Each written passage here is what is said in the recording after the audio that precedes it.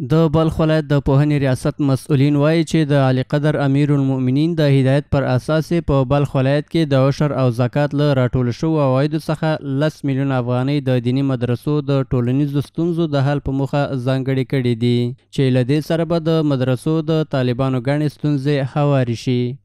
الحمدلله د ولایت بلخ به فرمان شیخ صاحب امیر من حفظه الله البته به کوشش مقام ولایت به جناب والی صاحب نسبی عشری ولایت بلخ که قبلا به بیت المال میرفت فعلا ما در مدارس توزیع میکنیم که یک بخشش ما توزیع کردیم پیش از ماه رمضان مبارک و یک بخشش تقریبا 100 لک افغانی است که 100 لک قبلا توزیع شد و 100 لک در آینده پیش از عید قربان که ما به این جنس میخریم به مدارس توزیع میکنیم. ورته مهال ښاغلي شهید خیل د طالبانو او د دینی مدرسو نورو ګڼو ستونزو ته هم د رسیدنې او همکارۍ ډاډ ورکړ. ما مشکلات مدارس ولایت بلخ با وزارت هم شریک کردیم، هم کمبود بست، هم اعاشه، هم تعمیر جور کردنش.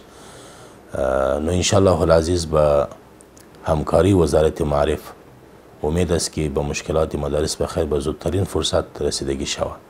له بلې خوا په بلخ کې یو شمېر د دیني مدرسو مسؤلینو په خپلو مدرسو کې د شته ستونزو په اړه خبرې وکړې او د اسلامي امارت له مسؤلینو څخه یې وغوښتل چې د نیمه کاره مدرسو په جوړولو کې ورسره همکاري وکړي. مجموع شاگردای ما 250 نفر است در دو بخشی که در دارالحفاظ و دارالعلوم. اینا از درجه اولا تا درجه آخر تا دوره حدیث هست. ما سعی و تلاش نهایی خود میکنیم که بینها بسیار به سیستم عالی به سیستم نورمال تدریسشان تعلیم و تربیتشان پیش ببریم. از امارت اسلامی افغانستان خواهش ما این است که به مدرسه ها به قسمت تعمیری از اونها هم توجه خاصی داشته باشند. خب چرا که مدرسه ها مشکلات زیادی دارند، همچنانه که خود از اونها هم انشاءالله شاید در نظرشان بوده باشد این لکن بازم جدیتر بگیرند. له دې سره یو شمېر طالبان د خپلو تدریسي میتودونو څخه په ستاینې وویل چې مسؤلین او د ټولنې مخور دي د دوی د ستونزو د حل په برخه کې کوټلي ګامونه پورته کړي. انسانها معمولا به دانش ضرورت دارند.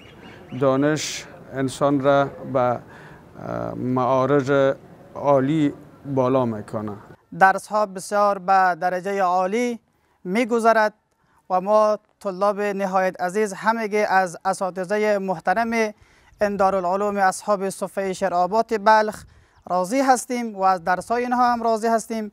از مسئولین امارت اسلامی تقاضا و خواست مایی است که به مدارس‌های خصوصی توجه بیشتری داشته باشه تا بتوانه جوانا رشد و ترقی بکنه، استعدادشان بالا بره.